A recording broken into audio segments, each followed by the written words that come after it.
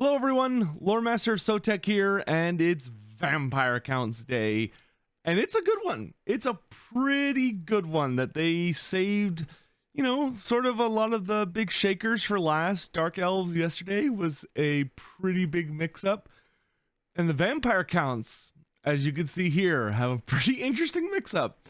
So let's not waste any time, let's hop into it. So Heinrich Himmler has stayed at the Blackstone Post, which is basically where he has his unique structure up in the Northern Grey Mountains. I've always really liked this start position for Heinrich Himmler. It's not the easiest of start positions, mind you, but he does have a pretty nice unique landmark building there, being Drachenfell's Castle, which I imagine he'll be hanging on to.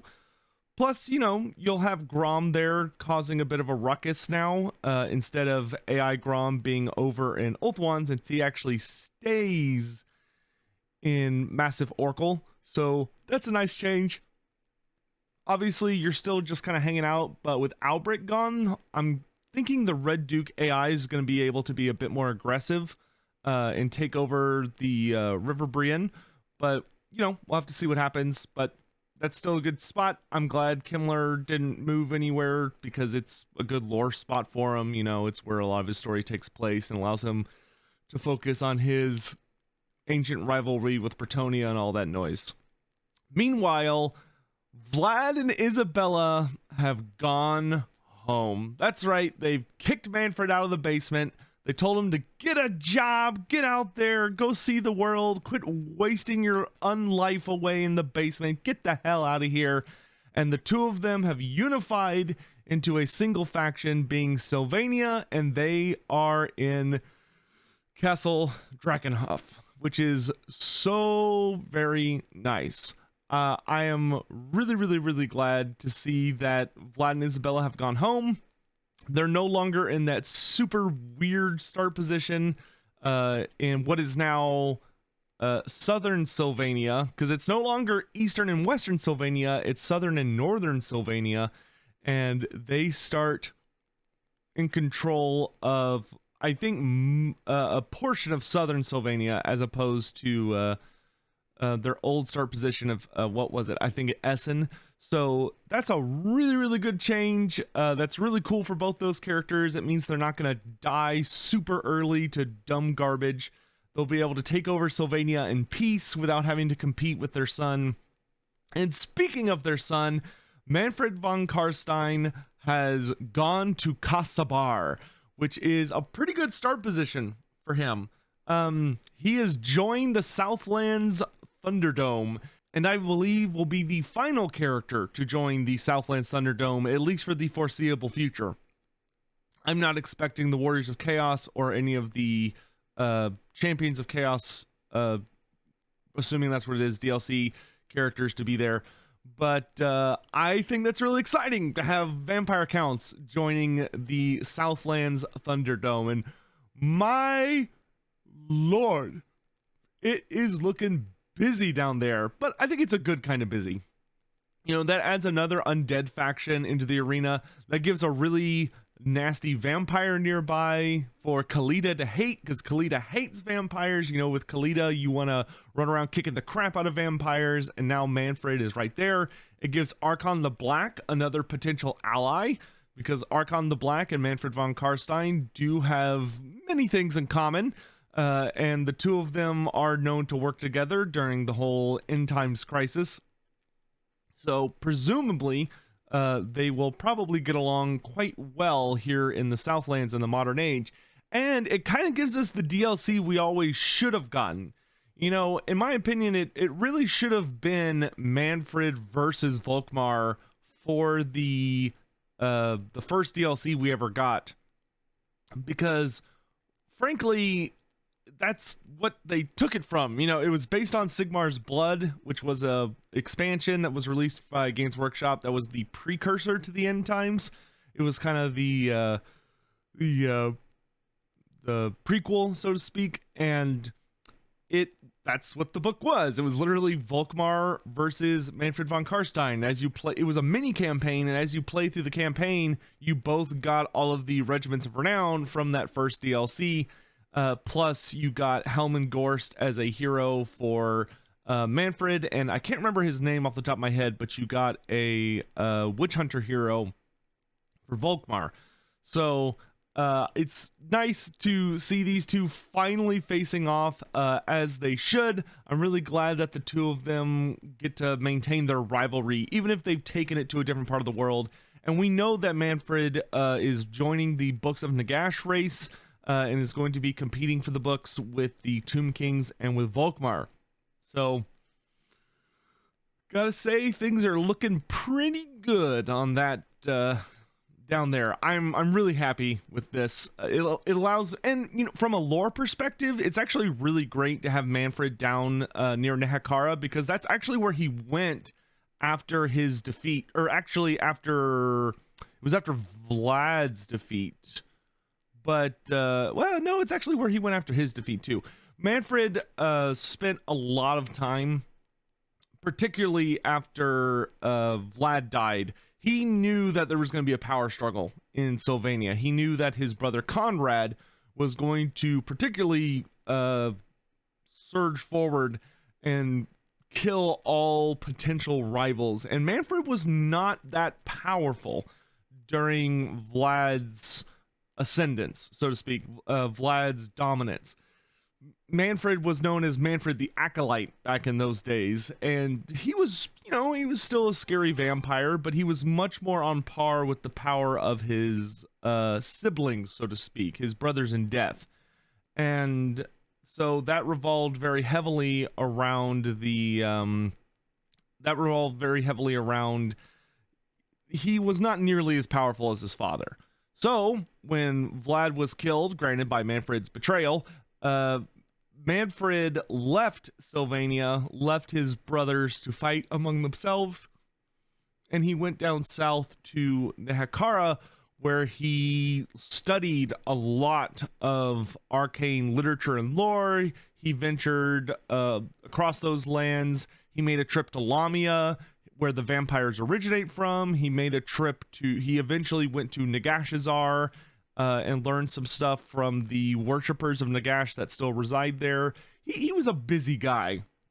So him going to the Southlands, kind of representing the start of that journey for himself, I think is just a really cool callback to what Manfred did with a lot of that time between those stages of the Vampire Wars. And he's still known to ping pong down there occasionally. He's fought with Khalida, he's met Archon the Black, you know, he's done a lot of these things, and so I just find it a very appropriate starting position for him. And especially now that Volkmar's down there, you know, it kind of calls to every single aspect of his story. Sylvania itself is not as important to Manfred as it is to his mother and father in darkness, so it's just a great position for him. I'm really happy about it.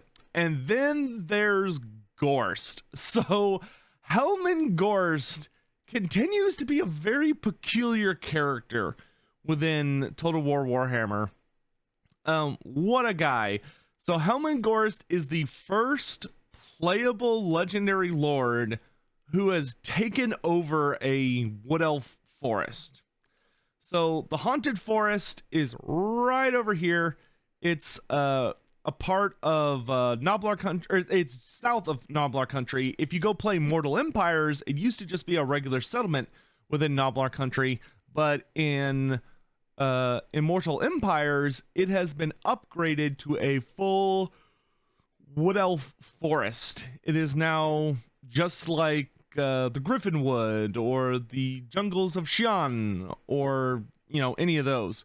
So Gorst is kind of hilarious, and I also feel sort of bad for him, because that means if you play Wood Elves, I don't remember what turn it is you get access to the teleporting world routes. I want to say it's like turn 5 or turn 10, but if you really wanted to, you could teleport immediately with Orion or Durthu or the Sisters of Twilight or Drycha. You can teleport immediately to where Gorst is and just start wailing on him. But I imagine he's actually going to be pretty well entrenched. Gorst is one of those characters, like, with this big of a move, you know they've been paying attention to Gorst, and I would not be surprised to find out that he has a lot of new bells and whistles, and is probably significantly more powerful than he was in prior iterations of the game. And, you know, he's kind of turned into his own thing. He now leads the Caravan of Blue Roses, which is his new faction, which is a callback to how his family died. Gorst himself was like a runner, a messenger, and when he was out on a job, he came home and discovered that pretty much everyone in his village had died, including his beloved 4 brothers and his father, who had all died to the plague of blue roses. So it's a very nice callback to that. And Gorst, fun fact, Gorst actually tried to get infected. He literally surrounded himself with the bodies of his family and was doing everything he could to catch the disease so he could die with them, but he was immune to it.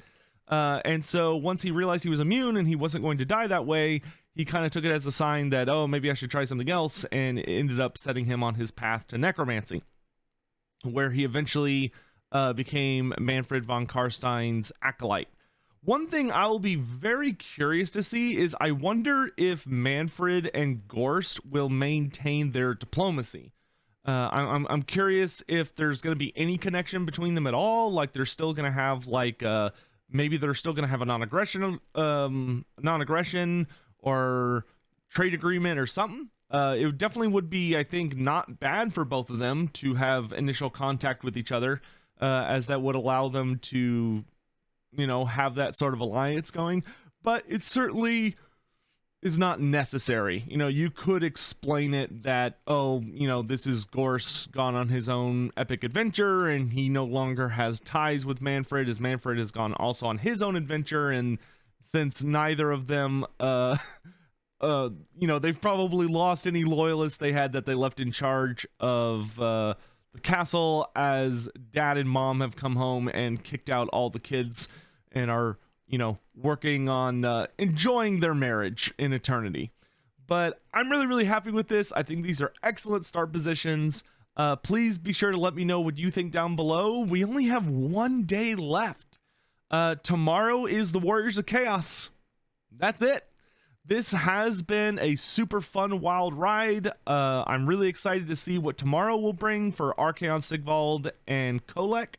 And then hopefully it's not going to be too long before we hear about the upcoming DLC. I imagine, I don't know if they're going to just put maybe some question marks where they're going to go, or if they're just not going to say anything about where they go until they announce it. Who knows? We'll have to see.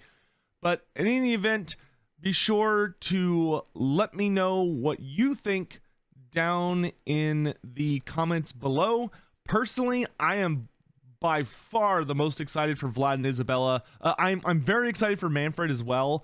Kosovar is a really nice region because it's got that really nice landmark building that everyone has access to that provides you with a good bit of money. So that's gonna be pretty nice. But hey, playable Southlands vampires. I'll take it. And Gorst is literally going to be able to just walk into the Darklands. He could walk into the Mountains of Morn. He could walk into Grand Cathay. Whoever thought that, oh, your first Grand Cathay vampire campaign? Nah. You don't get Jade vampires. You get Gorst. Gorst is the new Jade vampire. So let me know what y'all think, and I'll see you guys very soon. Thanks for watching. Bye.